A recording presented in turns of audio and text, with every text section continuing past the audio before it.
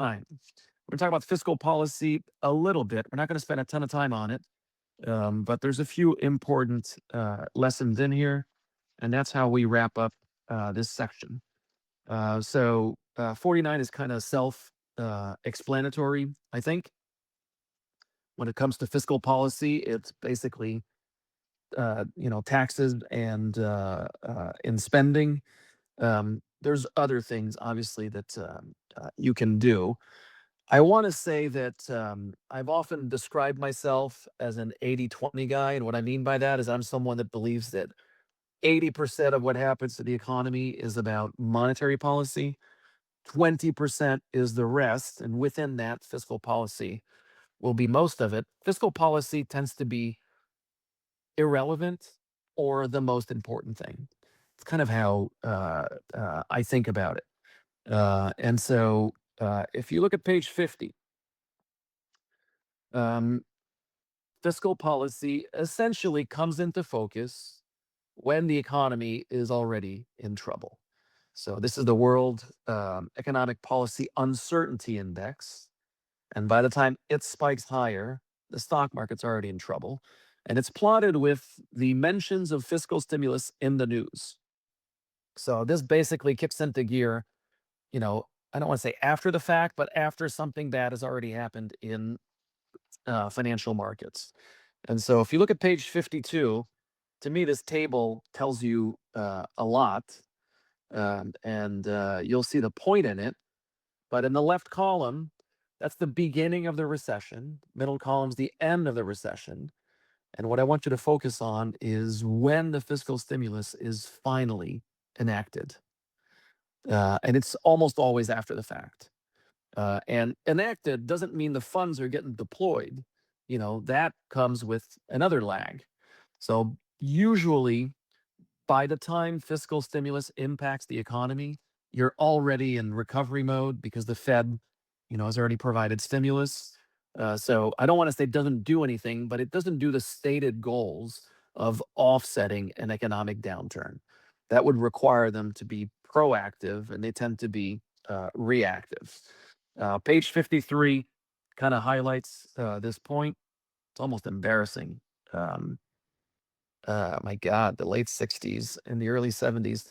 In the mid 70s, the S&P was down 46% before stimulus was enacted. In 69 71, down 33%. So I think you get my point. And enacted, again, is not the dollars hitting the economy. There's some fiscal measures that are very quick to deploy, mailing checks to people, for instance. Some take forever to hit the economy. I think we'll cover some of that. All right, if you look at page 54, this is important stuff. Different fiscal measures have different multiplier effects. And so if you think about the measures with the highest multiplier effects, it's going to be infrastructure spending and payments to individuals, mailing checks, which the government has done. Summer of '03, it happened under the Bush administration, and that was done very quickly. And of course, in the pandemic, it happened a number of times.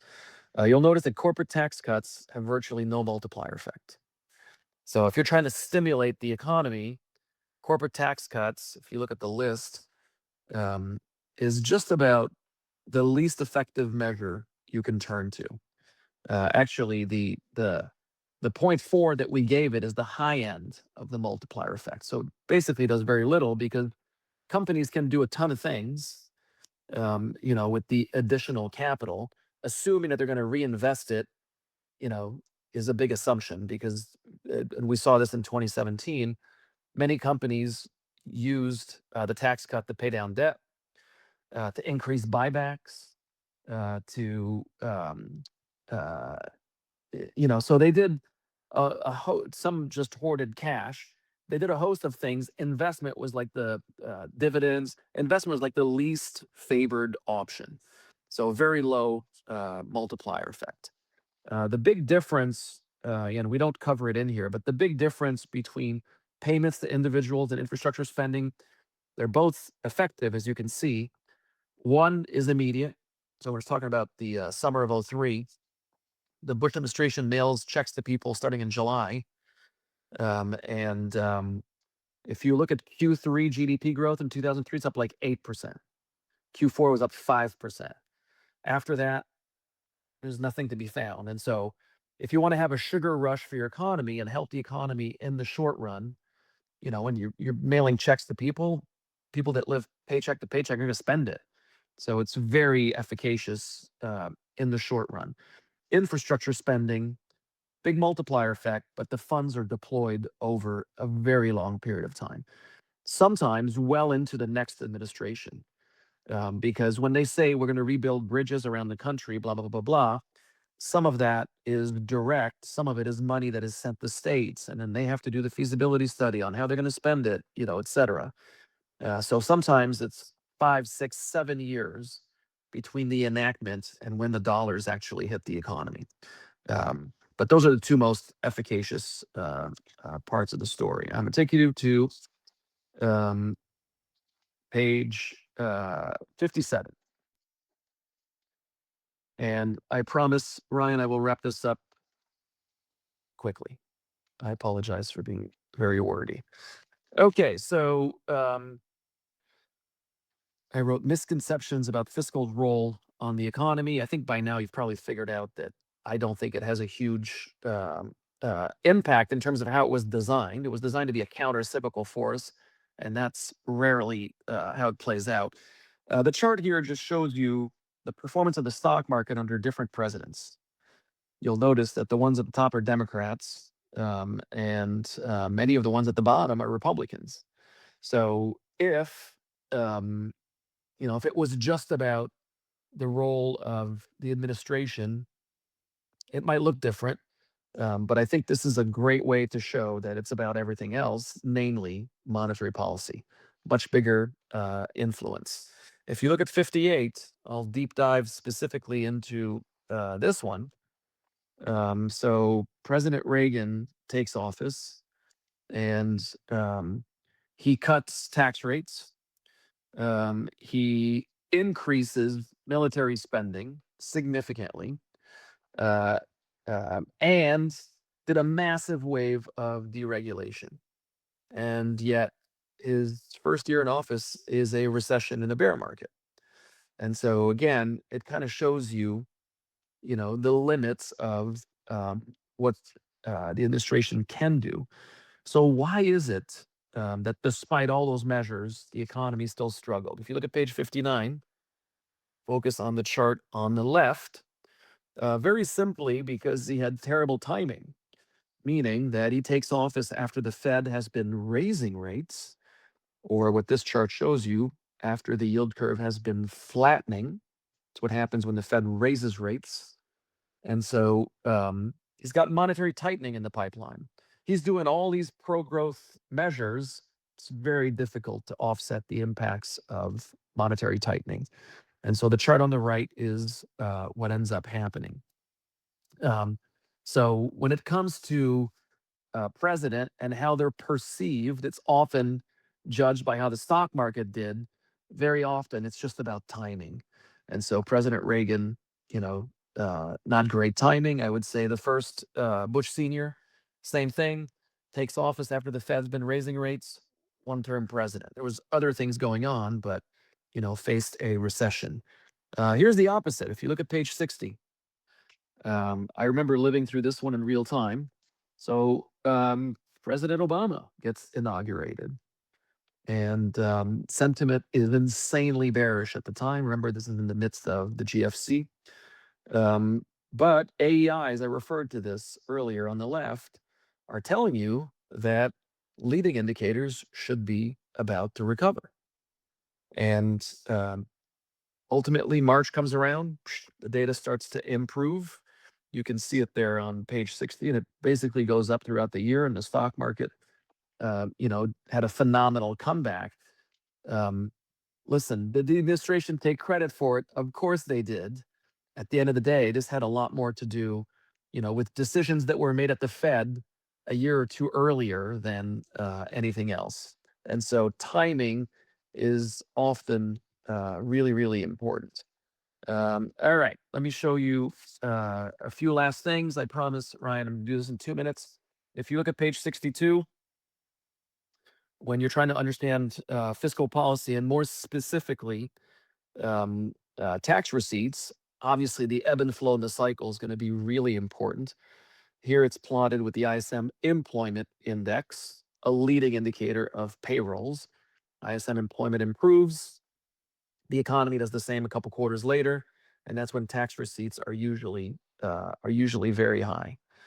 Um, all right, so I'm going to take you to page 64 and talk about the deficit structurally. I think at this point, everybody knows that there's a tremendous amount of debt, and we have crossed a lot of important thresholds in the last 3 years when it comes to fiscal risk.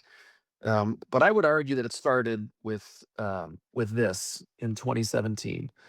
Up until 2017, there was a strong relationship between the state of labor markets and the budget deficit. And so then we get the corporate tax cuts of 2017. You can see what it did to the deficit. In the wake of that, the deficit worsened, even though labor markets were improving.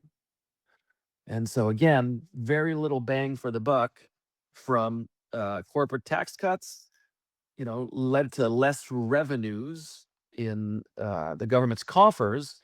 But, that money that companies found themselves with was not necessarily deployed for the economy. Much of it, as I mentioned earlier, was recycled into a lot of different things. Let me just review super quick on 66, and then I think Ryan's gonna go do the simulation. So 66, point number one, hopes for fiscal stimulus reemerges in times of uncertainty. It usually takes a long time before it's enacted, even longer before it's implemented. The macro backdrop has an influence on the efficacy of stimulus. We didn't cover that, but that is true. In other words, if you have a fiscal measure when capacity utilization is low and there's a lot of pent up demand in your economy, you're going to get a lot of bang for the buck. If your economy is already running hot, your unemployment rate's already low, it's not going to give you the same reaction.